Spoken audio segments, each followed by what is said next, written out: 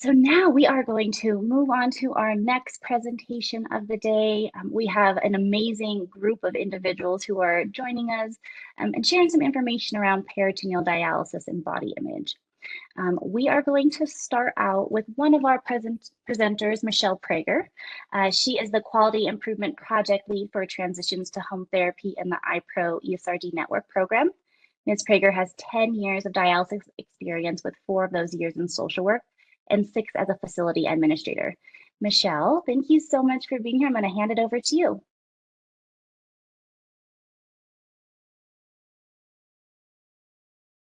Talk about addressing body image peritoneal dialysis today.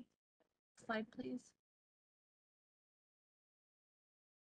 So the network saw a need in addressing barriers of mood and body image related to home therapy. So we shared an article with our iProLearn platform titled Hitting Below the Belt, Home Dialysis and Sexuality, and this is an article from Home Dialysis Central. This article talks about dialysis and mood, coping with a changed body image, PD and body image, HHD and body image, sleep, fatigue, and energy, libido and sexual function on dialysis. So this article explains that a patient's treatment choice can impact their mood, body image, energy level, libido. The article can be used to help initiate conversations with patients about what steps they can take to improve those areas described above. The basis of this article discusses that more dialysis in the form of home therapy can help you feel better, and know prior to choosing your modality will help you choose the option that gives you, the best life possible. So when we I'm sorry to interrupt you. Are you okay. able to raise your volume a little bit? Sure, I can try. Sorry about that. Is this better? I think that's a little bit better. Okay. All right. So we shared this article with our network service area, and I believe that this resource was of value to them in promoting home therapy, when talking with patients. Go ahead and go to the next slide, please. So based on the information we received, this is the other part of the last part of the article. I'm sorry, go ahead to the next slide. So based on the information we received, the network noted that body image is a barrier in promoting PD. But if staff feel comfortable enough to have these conversations with patients, it can help overcome body image as a barrier to choosing PD as their modality. So the sections of the article that we felt would be most beneficial in helping the dialysis facilities talk with patients was coping with a changed body image, and also PD and body image. Next slide, please. So with this information, the network decided to develop a resource to help patients that may not be choosing a home modality due to body image issues. So we developed this resource called Seeing Yourself in a Positive Light with a Peritoneal Dialysis Catheter. And this resource goes over defining body image and the changes that patients go through when on dialysis. It discusses overcoming body image issues while discussing the benefits of home dialysis. It explains what body image issues one may experience on PD, and then just other ways to help cope with being on peritoneal dialysis. Next slide, please. Any questions? Thank you, Michelle. We did provide the link to that article in the chat so folks can take a closer look at it. And, folks, just grateful that you are bringing up this topic about body image. I'm not seeing any questions, but if any come through, we will send them your way. Thank you so much, Michelle. Perfect. Thank you. Wonderful. Well, moving on to our next group of individuals who are going to add to this conversation about body image. We have a large group actually, which we're so grateful for. We have Shannon Plaine, Heather Owens, Dana Phlegar, and Bob McDonagh. And I'm going to pass it over to them actually to introduce themselves and tell a little bit about what they've been working on. Heather, can you hear us okay? Oh, there you are. Thank you. Okay, so my name is Shannon. I'm Shannon Plaine. I'm the facility administrator for Briarfield Home Dialysis.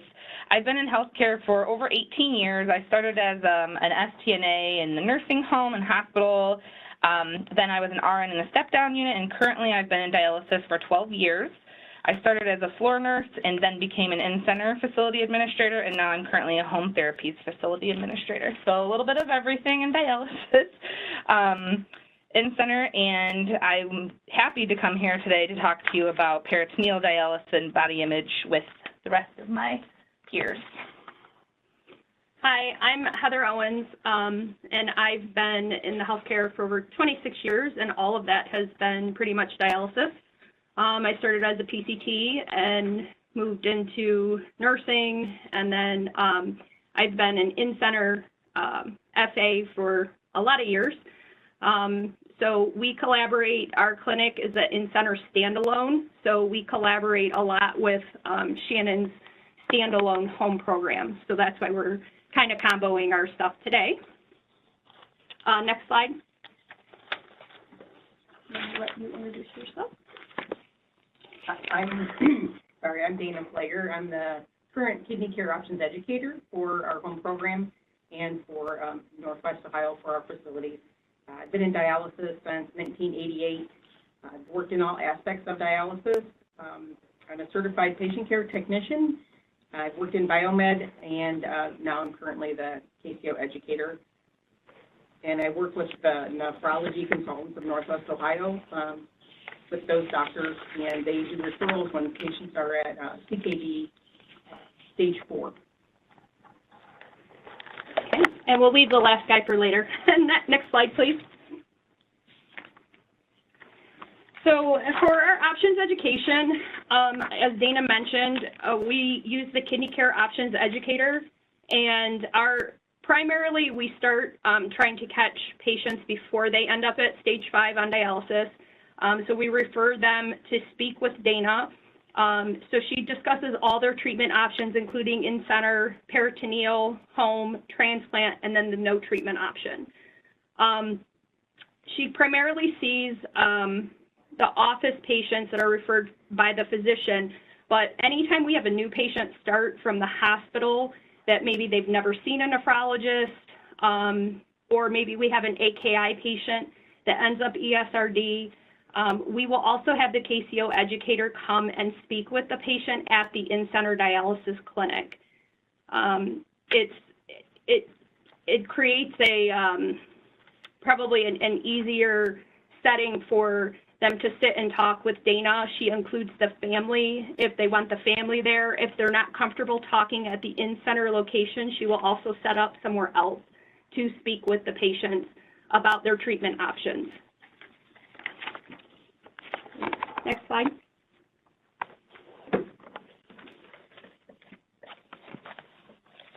So doing the education as the educator, when I meet with any patient, I do have many things that I can bring with me for the education. One of them is I do have the picture that is seen here that I can use to show them what peritoneal catheter may look like. I also have a peritoneal catheter so they can see the whole thing and have hands-on. I bring with me anything with Heather and Dana, I'm so sorry. We are unable to hear you. I think it got moved, perhaps. Sorry about that. Thank you. Can you hear me now? That is better. Thank you. Okay. So what I was saying is that I do have materials that I bring with me And I discussed everything from why they were referred and what is going on with their kidneys, all the way to what options that they have, and discuss that there's, only replacement. We offer tours for our PD center if they were interested in that, just so they can get a feel and see what that looks like. We do talk about the topic of the conversation with this is body image, and that is one thing that we discuss during the pre-education. When they're CKD, they do ask a lot of questions about how they will look and how to handle all that. So that's discussed at the CKD meetings also. Next slide. Next slide. So when I go and talk to the patients, the first thing we do is just talk about how they see their life, because a lot of people think that there's going to be a lot of barriers, and how and what can we do with dialysis, and what will work best for the patient. Do they work? Are they retired? Do they have a summer home? Do they want to travel? Everybody has a different lifestyle and where they live. Some live in an apartment, some have a house. So we discuss all of these different things to figure out what the best choice is for that particular patient. We do discuss, like I said, the space for supplies, if they have pets, and how we deal with that. Excuse me. Mental and physical barriers that each patient may have. And then, excuse me, sorry, backup caregiver support. How is it handled if they do start on dialysis, and who is there for them and to help? Family support and other. Now, these are common discussion topics during education, and we focus on what is best for the patient and their family. We focus on the mental and physical barriers. Okay, we can go to the next slide. So when we were talking about body image, and we felt that it goes beyond just how you view your physical body. It's how you feel, when your space is being invaded and your house has to change, things like that. So we really try to work with our patients. After Dana talks to them, she gives us an update, and we work with the patients to see what is the best time for you. Your prescription, is it better to go on the cycler or do manuals? Your physical ability, is it going to be you, or are we going to train a caregiver? Do you feel better if you have somebody that is there to be your backup person? Your space, supplies, that's probably one of the biggest barriers that we have where people have issues. And part of putting it in here with image is that, people worry about people coming to their house and seeing their supplies and how much room some of these, boxes, depending on your prescription, can take up. And we try to come up with lots of ideas. We've had a lot of patients that get really creative, and we tend to take those ideas and then suggest them to our patients when they're worried about things like this. We've had patients pull their couch out and stack their boxes behind it, make a coffee table out of it and have a sheet over it. There's a lot of different things that people can do to help with the space and supplies in their house. And then leisure activities, what people like to do. Do they like to go swimming, lifting? We've had people who teach spin classes. We have people who love to go places with their grandkids, traveling. We've had a lot of people who have retired, and now the image of what their retirement was going to be has changed. And we very much encourage travel and helping people get to do those things that they'd like to do. And then just obviously what we're here for is how people, view themselves and their body when they're going through this. Next slide. So I've talked to a lot of peritoneal dialysis nurses that I've worked with and tried to figure out what are the biggest things that your patients come to you about when you start training, just in general. We have a lot of people that are worried about weight gain. A lot of patients have a hard time with that estimated dry weight versus fluid weight versus body weight. Having fluid in the abdomen and being bloated, having the tube coming out of your body, showering, infections, how they deal with those, how the access is going to look. People are afraid that people are going to see it, and that's where we come in with like our PD belts and our lanyards that we provide. And we provide these PD belts and lanyards at the dialysis facility once you become our patient. But these are also things that are available on Amazon. So we also have issues with people not wanting to know that they're on dialysis. They're embarrassed. We've had people who completely hide it from their family, who hide it from their parents, and different things like that. We have people who feel like they aren't attractive when they have to start dialysis. They have a lot of intimacy questions and issues, a lot of encouragement from the nurses when it comes to intimacy and not losing that part of your life. And just the quality of life. What can you still do when you're on dialysis? And that's our biggest thing with traveling and eating, and what are your passions and what's going to work best with your life. So a lot of the suggestions that we're giving people are to talk to somebody who's already gone through this. We try to get patients who are around, who are willing to answer the phone and talk people through things. We definitely have them, we suggest that they, you know, participate in the, what are the roundtable discussions when it comes to, you know, dialysis questions, using a belt, tape, or lanyard, like I said, for PD tubing to keep the tube in place. That's a big thing. We have people, you know, all different body sizes, all different body types. And really the biggest thing is educating where it's comfortable for you to keep the tube, but also to make sure it's in a safe place. Teaching them how they can shower and how they can travel. We suggest a lot of times, especially to our younger patients, and we've gotten quite an influx of younger patients coming in, to wear tank tops during intimate moments, or things that can kind of cover your midsection to cover your peritoneal dialysis catheter. And just encouraging them that it hasn't changed you. You know, you are still who you are. People who are not close to you don't need to know that you're on dialysis. You don't have to share that you're on dialysis with anybody. And really encouraging people to travel, trying to make things easy. You know, our social workers very much help you through that travel plan. And then coping with the changes. You know, we have dialysis online supports, social workers that are just, you know, have years of experience in helping people walk through, and it's very, very individualized. There's not a good blanket answer to body image because everybody sees it differently, and Bob will be a good example of that when he gives his speech here in a little bit. So if we could go to the next slide. So a big thing for us is just listening to what the patients need.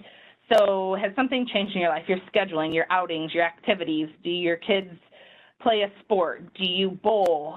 You know, really trying to understand who you are as a person, and sharing with your nurse, you know, your fill volumes, your plans, how you feel. Do you feel too full? Do you feel that your clothes are too tight?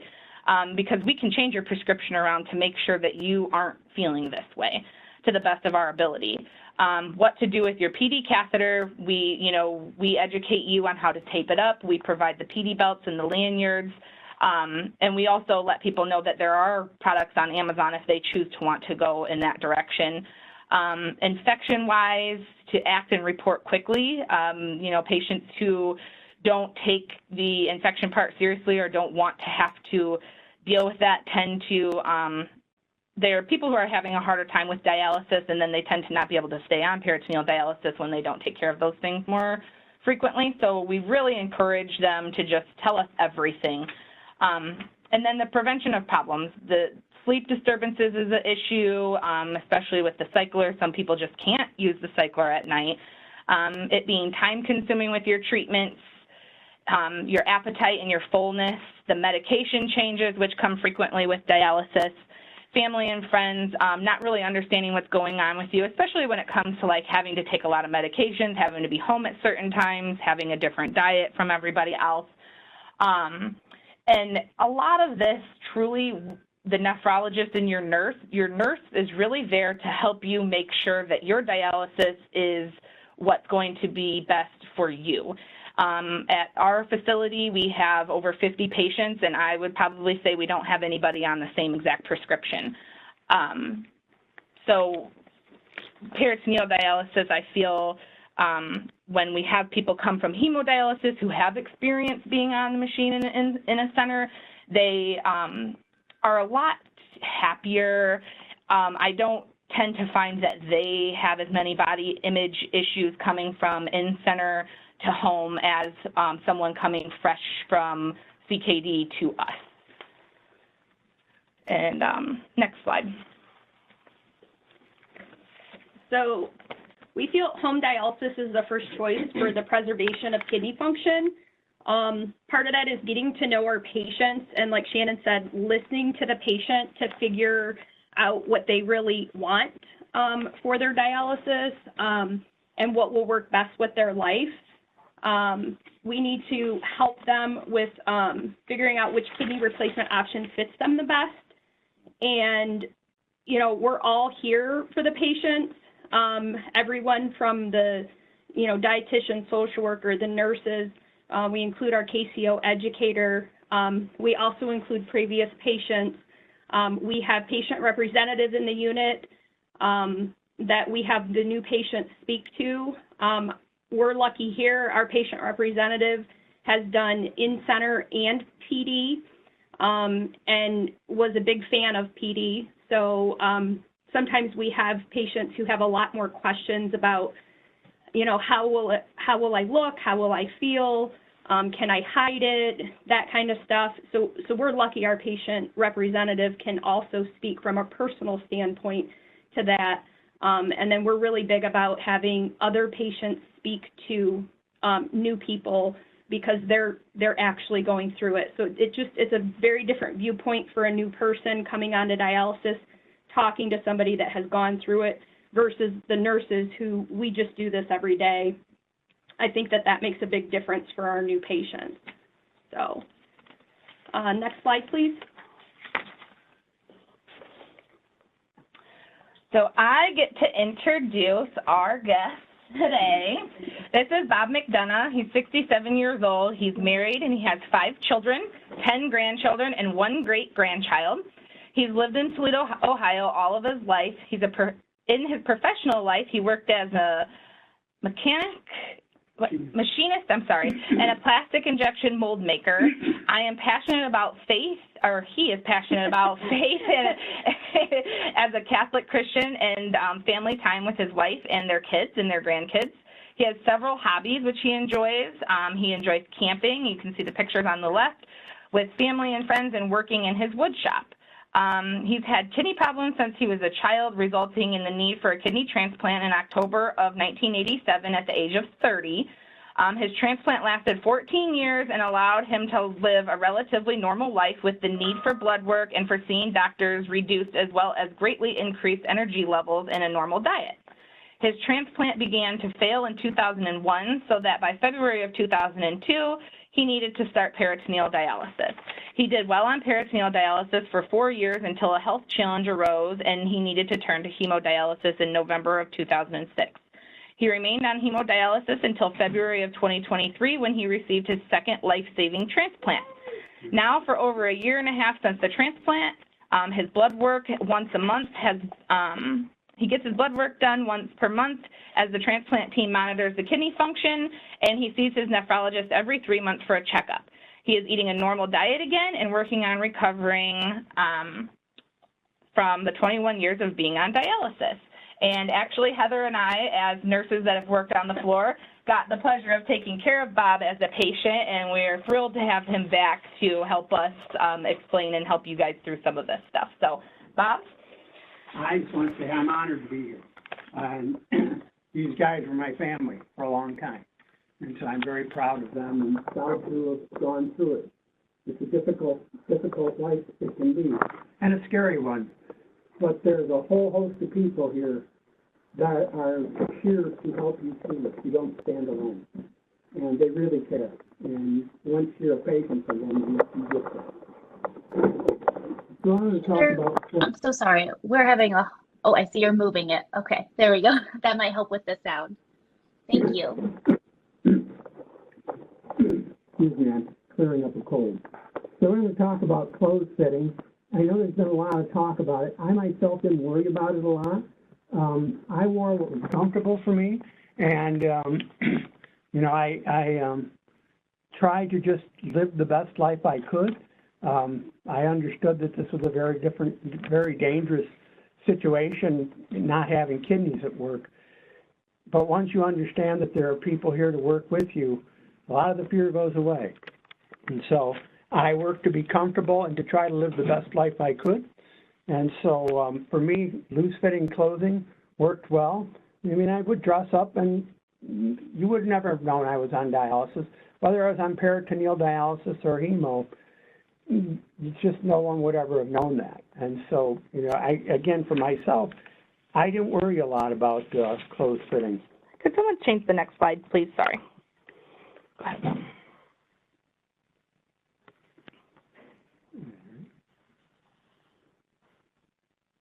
There we go. Now, you know, on to body image, catheter and stuff. When I was doing peritoneal dialysis, they only had one form of belt to hold up the catheter. So I used a lot of tape before I used the belt, and the tape, my skin got awfully sensitive and started to peel, causing some little sores and stuff. So I found that the little belt that I had, it worked really well, and I used it the whole time that I was on peritoneal dialysis.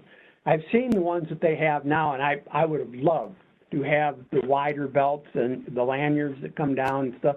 They all are tools to help you manage it, and they're really great stuff. And so I would have loved to have had any one of these.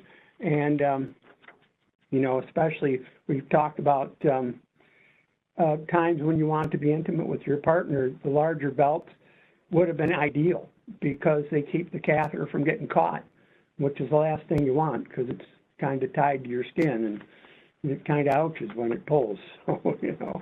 But again, they're great options, and it's just another way to make it a whole lot easier to face the challenges. And so let's go on to skin sores from the catheter.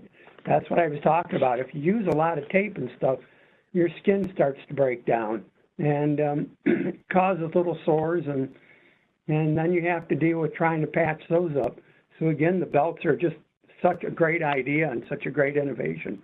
The fact that they give them to you right here at the clinic, you start out right away using those, and it just makes it, once again, so very easy. Again, these people really care and they know their business. And I found that listening to them was the best option. Go on to weight gains and shifts. And that's a challenge for peritoneal and especially hemo. Your peritoneal, you kind of, you know, you watched your weight, and it's obviously, since you're not passing urine, your weight's going to climb, but they tell you how to address that with the different solutions that you have, and using your machine, the cycler, you could put the proper solution on to pull off the amount of fluid that you had gained, and you could maintain a pretty standard weight, pretty steady weight.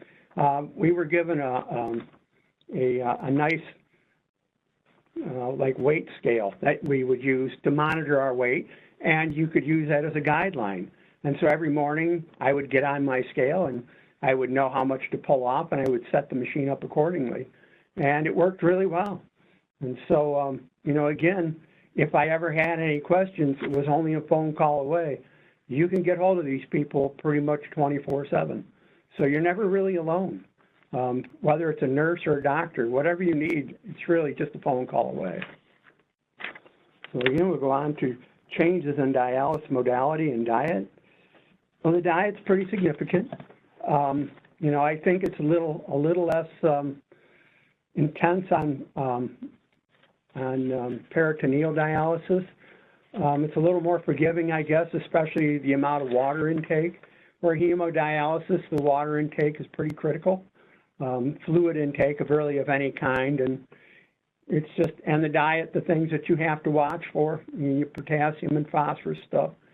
You know, you just have to be very careful with it. There are binders and things that they can give you that they can work with you to make your diet work for you and to get you the proper foods and help you stay out of the hospital and help you to stay well.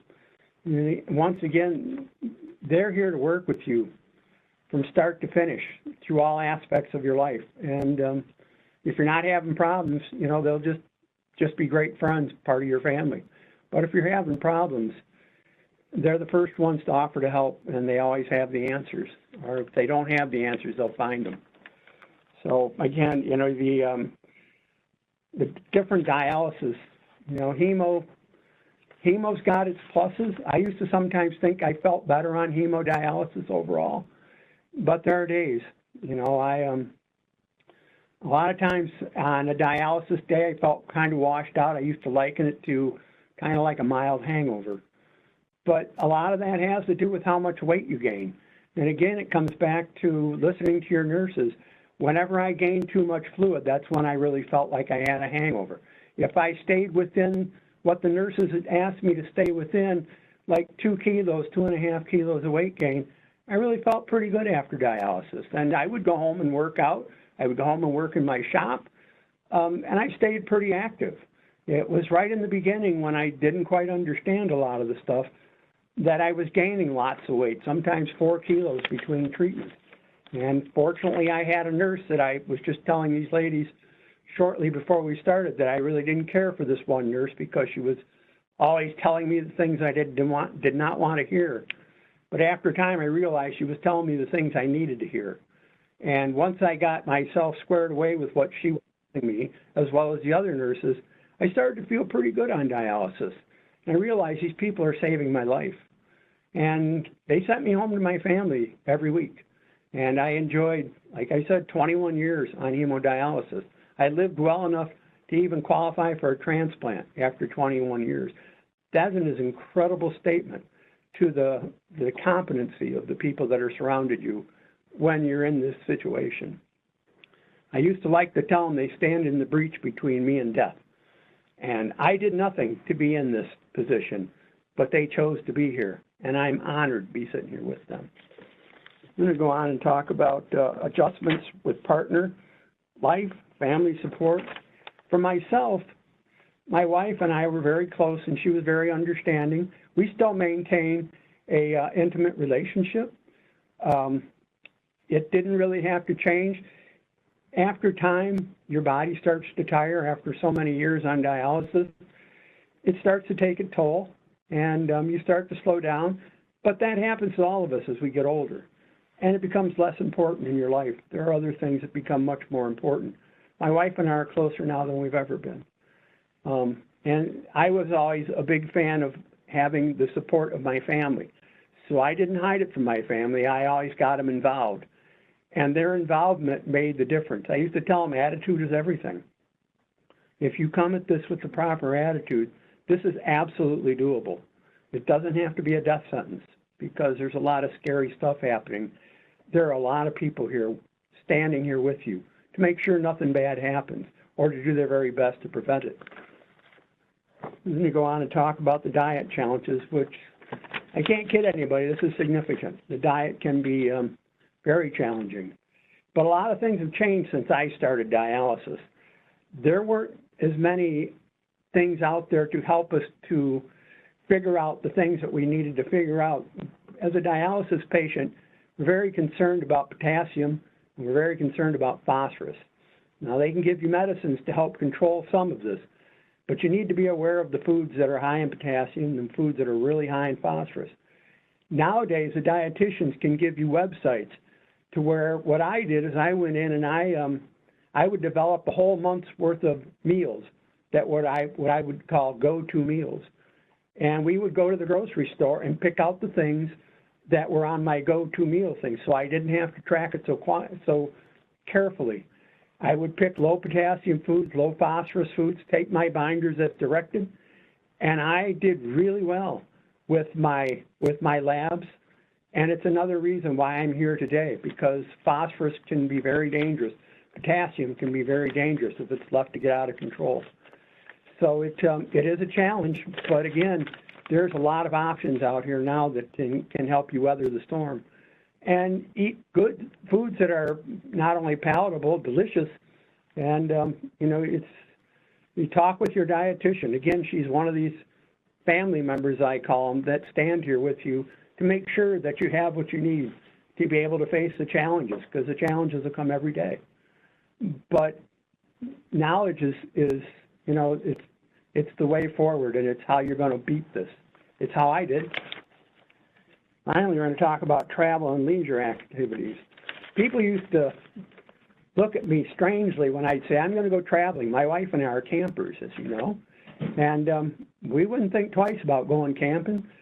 We went out to Las Vegas for a week when I was on peritoneal dialysis, and this all happened seamlessly. When I was on peritoneal dialysis, I said to the dialysis clinic, I want to go to Las Vegas for a week. And all I had to do was give them a month's notice. And everything I needed except the cycler was waiting for us at the hotel when we got there. All I had to do was show up with my cycler, which was all packaged for travel. Comes in a real nice case, and it's something you can put on an airplane real easily. And so we went out there, we had a fabulous time, and we came back without a hitch.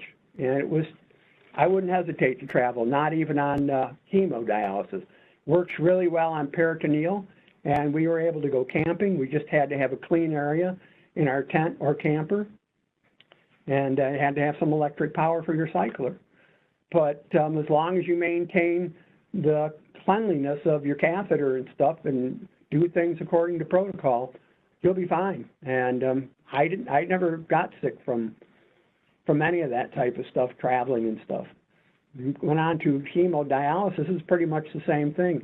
Again, we would go camping, and I would let the clinic know a month in advance where we were going, and they would set up a dialysis run at wherever I wanted to go, close to where we were going to be staying, and they would take care of all the lab stuff and all of the things that they needed to do at their end so I could go seamlessly to my next location.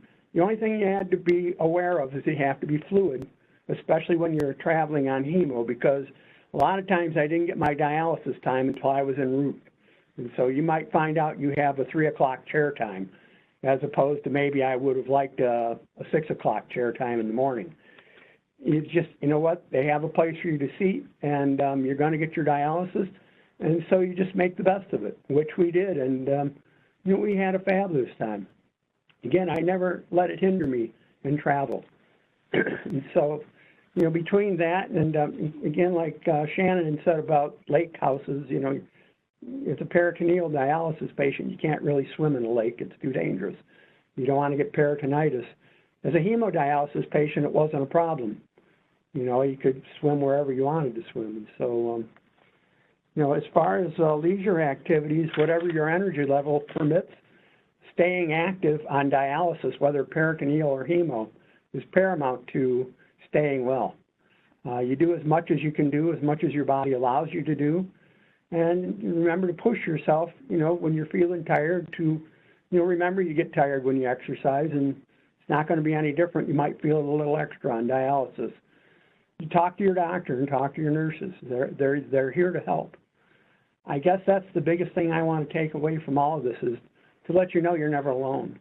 And whatever challenges you face, there are people here wanting to help you to get through this. It's what they do, and they're very proud of it, and they well should be. And so I just can't encourage you all enough. Bob's a great patient. We had a great team. Okay, so I think that's the end of our presentation, but I saw some questions come through, so we'll try to answer them as a team as loud as we can. Perfect. Thank you all so much. We can just feel through the screen how much you all just enjoy being with each other. So we thank you so much for sharing that with us today. We do have quite a few questions. I'm going to start with a few questions that came through for Bob, specifically around his monthly food planning. Did you use a specific website or a specific tool to help you with your meal plans? Yeah, you know, my dietitian told me, because one day I was asking her, because right in the beginning I had a lot of trouble with fluid gain, as everybody will when you first start out. I told her I was monitoring everything that I was putting into my body. Where's all this fluid coming from?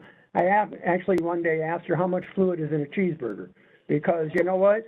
I'm counting everything, and I should only be gaining a couple kilos. But finally, we, you know, after the battles with potassium and phosphorus and stuff, she gave me the website.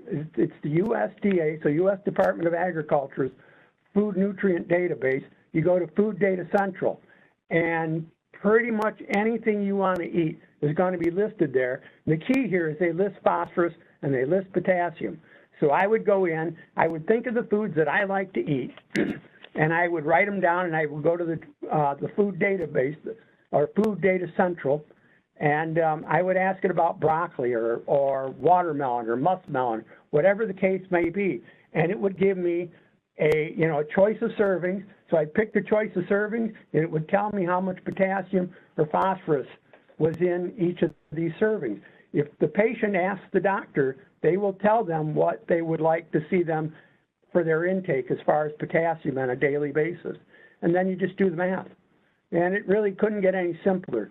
Once I had the food database, was a total game changer, and it put my labs right where they needed to be. And it really wasn't hard. You know, they even list some of the fast food options like Wendy's and Taco Bell, McDonald's. It was a game changer for me. I can remember on Sundays we would go to Taco Bell because I could eat 3 beef tacos and not offend my dialysis diet at all. These girls are laughing, but you know what? You know what? It worked, and I had a fairly low sodium diet because I was eating at home, so a little extra sodium didn't make me any thirstier. Will you say the name of that website one more time? It's the U.S. Department of Agriculture's Food Nutrient Database, and then you go to Food Data Central, and it'll show you pretty much whatever you want to know. Awesome. Thank you so much for sharing that. There is another individual in the chat who uses that site as well, so thank you. My pleasure. Another question for you, Bob. If you would speak to your experience transitioning to PD from in-center, was there fear around that? Yes. I can remember the first day that I was at dialysis, I thought to myself, what on earth am I doing here, and how did I get here? Because it's a scary place. I've got this catheter coming out of my shoulder at the time, out of my chest rather, and they're pulling blood out and running it through the machine, and I'm watching all these people with things stuck in their arms. They're pulling blood in and out and stuff, and getting on the scale was pretty scary because you get on and they tell you about your dry weight and tell you how much you can gain and so on and so forth. There's quite a curve there. But again, when you turn to the nurse or even some of the technicians, or you turn to your dietitian, they do a great job explaining it. And nobody's going to learn this overnight. It took me a long time, at least a year. And when I first started dialysis, I was pulling 4 kilos between treatments. And I was lectured extensively by the one nurse I was telling you about how that was going to ruin my heart. And you know what? Once I stopped gaining so much fluid, it was remarkable how much better I felt because I didn't feel so washed out. I wasn't nearly as tired. If you gain between 2 and 3 kilos between treatments, I felt pretty good, and I just went on and on. So, yeah, it was a scary beginning, but once I got to know the people on the clinic floor, got close to some of the nurses, and of course the doctors who are always coming, you see them once or twice a month. You see a nurse practitioner, you see a doctor. They're all there to help. The nurses were huge, and the technicians were very huge. They're right there. The support is just priceless. When you're a patient, you know what? Again, I always considered them my extended family. My family at home to this day still refers to them as my extended family. So, they're just a profound help. How did you feel switching between the modalities? Was it scary to switch between the different types of dialysis? It was, only because it was so very new, and now I'm seeing blood being pulled in and out of my body, where before it was just a fluid that ended up in a bag on the floor. So what do you think we could say to people who are already on hemodialysis that we're trying to get to switch to peritoneal dialysis? I would tell them to switch because the diet's not as challenging, especially the fluid. you don't go into fluid overload nearly as easily because the peritoneal dialysis is constant. I mean, you're doing that around the clock. And you can make decisions based on what you're eating and what you're drinking and stuff. When you get on your scale, you've got 3 choices or 4 choices of different dialysate that you can put on the cycler that will pull off a pretty good estimated amount of fluid. They tell you how to estimate by the color of the bags that you're using and stuff. I found peritoneal dialysis that was, it really was, it's a much easier way to go about dialysis. And I think overall you have many days where you just feel more normal. Where again on dialysis, if you happen to overload in fluid, you're going to be pretty tired when you get home. You're probably not going to feel all that well. And I'll jump on that too, because I saw that question come across, and that's a big thing that we're trying to advocate for now, is getting people started on home before they even go in center because of that comfortability level that they get once they're there. I also think in-center hemodialysis creates a lot of misconception of what peritoneal dialysis is. Just over the years talking to patients, I mean, even in hemodialysis, I've had patients say to me, I'm not getting a fistula because I'm not walking around with those needles in my arm. Like they thought that we were just sending people home with needles and not taking them back out. So I think a lot of education, a lot of talking to your patients, because a lot of times what's in their head and what you think is in their head are 2 different things.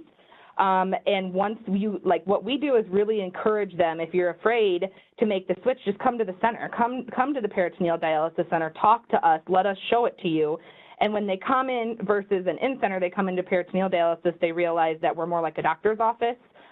We don't have all of those patients there. And we always tell them, if you hate it, you can go back. There's always an option for you to go back to hemodialysis. You're not stuck on PD. So that's what I'll add to that. Yeah, and I honestly, having done both, I can't imagine switching back from peritoneal dialysis to hemodialysis. You know, I don't know that you ever really get used to getting stuck with 15-gauge needles. You know, I know my arm got kind of numb after a while, but, you know, there are problems sometimes. Sometimes your fistula can clot, and so you might have to go get declotted before you can actually do dialysis. So that means you're going to go to the hospital and go back to dialysis. It happens. It's not the norm by any means, but it's just maintenance for a dialysis patient. Sometimes the arms get clotted, and they usually have you get declotted before you actually have a problem at the center, but sometimes it does happen. I've had it happen at the center where I had to go to the hospital, get declotted, and then come back and get dialysis. That's just the nature of the beast. Thank you all so much for answering those questions. You have lots of fans, Bob, in the chat of just how much they appreciate you sharing, but just how engaged you are in sharing this information. It's inspiring to them. So we appreciate you sharing your story. We also had one clinician note that they appreciated you talking about the belt versus tape, because they had some folks in their facility that use the tape and they do get skin irritation. And so they will try to encourage using the belt more frequently. Absolutely, and especially stay away from the vinyl tape.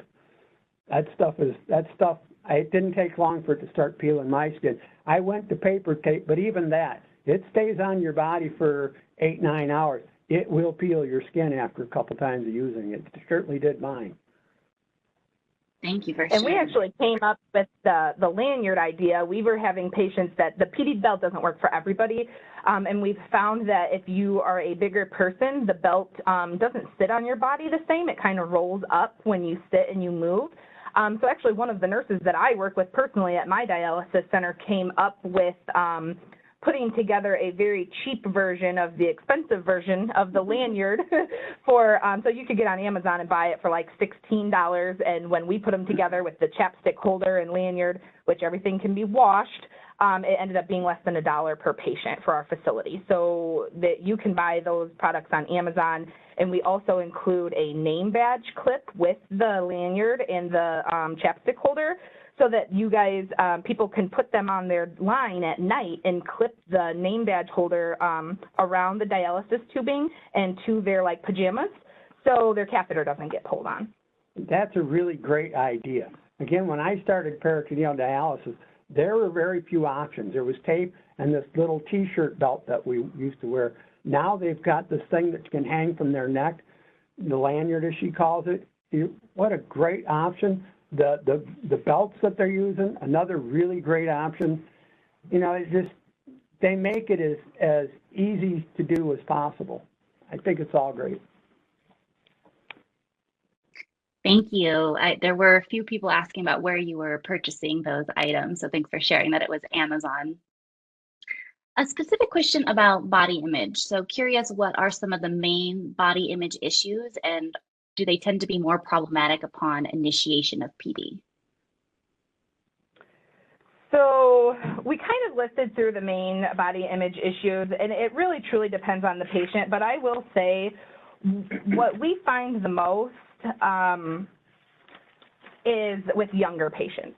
Typically our older patients, they're at the point in their life that they're not worried about somebody seeing their catheter or wearing baggier clothes or things like that. So, you know, the more younger people we get in, which in the last couple of years is a lot more than what I'm used to, it's a lot of coaching, a lot of coming to them with the thing before, like a lot of them don't open up and ask us about that stuff. It's kind of like we find it, or within certain conversations it comes up and we can say, oh yeah, you know, we've had other people that have done this or that. And it's really helpful to us when patients like Bob share their experiences, like giving people the ideas to wear like a cami tank top type thing to cover their PD catheter, especially for girls, and things like that, so that you can still do, I would say, a big, very awkward thing for everyone is the intimacy portion of it when it comes to peritoneal dialysis and having the tube coming out of your abdomen.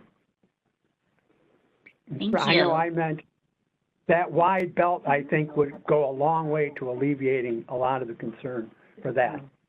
I just think it takes so much of the belt out of the way. It's less likely to get bound up in anything, because that's always the concern. You don't want it to get caught on anything and actually pull on it. Like that wide belt, you know, for the people who can use it, I think that's a really great option.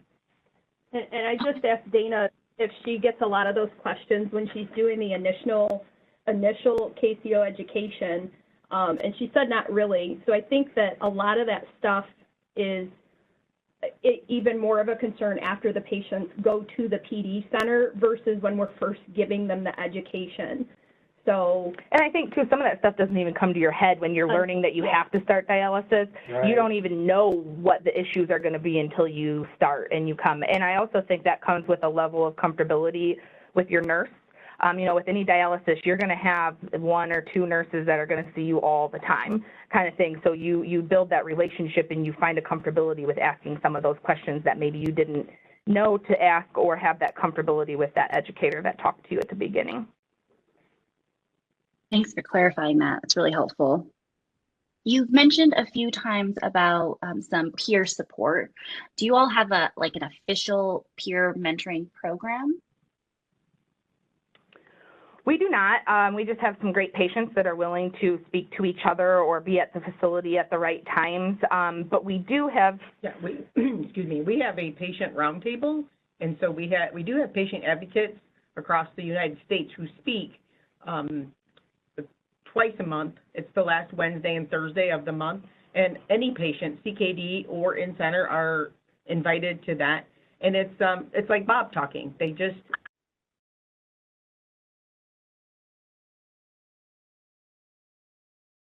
Oh, I think you got muted. We can no longer hear you. Heather, we can't hear you. I'm so sorry. I think you got muted.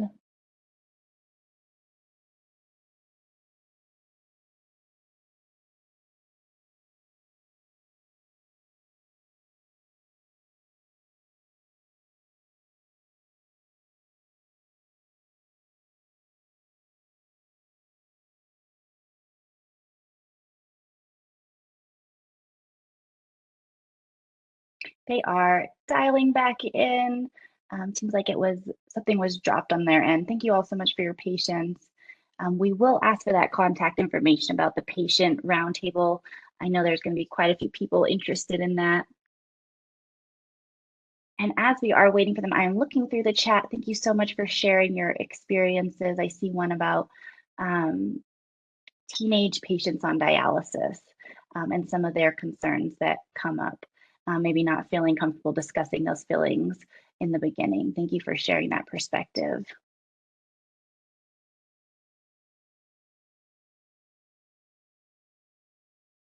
We do encourage you to keep asking any questions you have. We will share them with our speakers either at the end when they're able to come back on or after we can send them to them.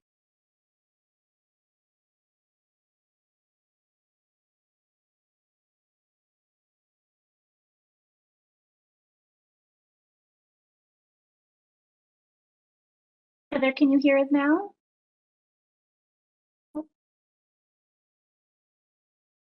Thank you all so much for your patience as we work through some technological issues here.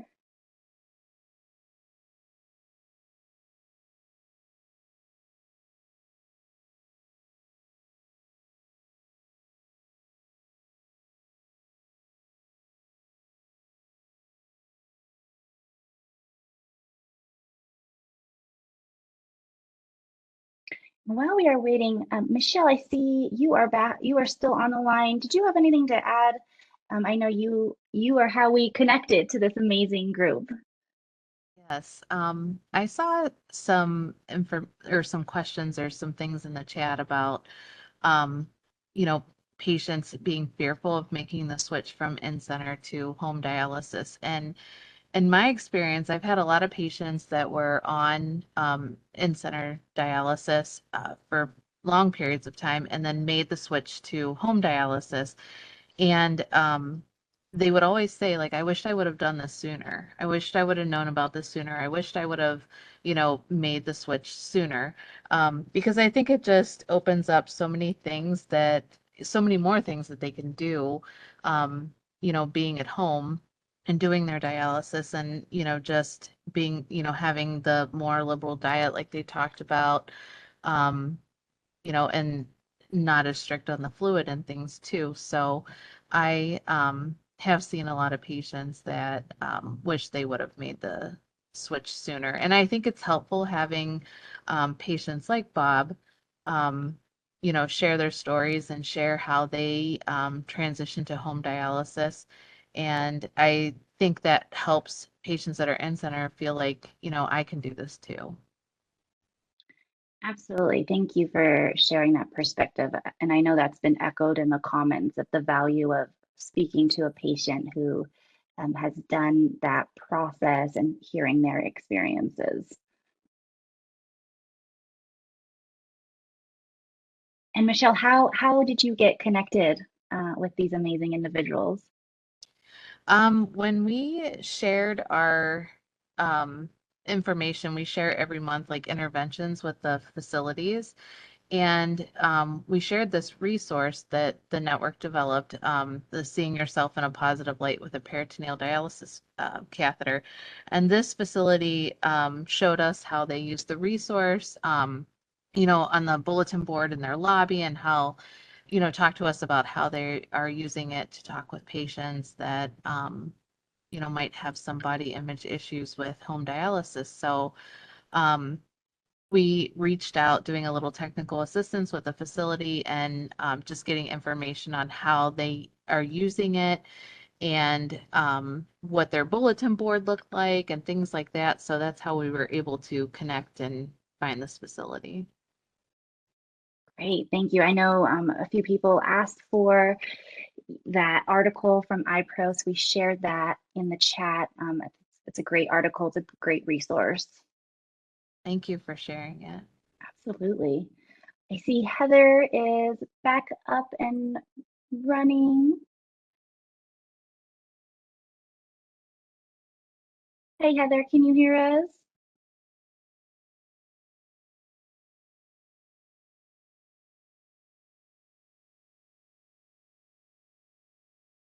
Heather, can you hear us all right?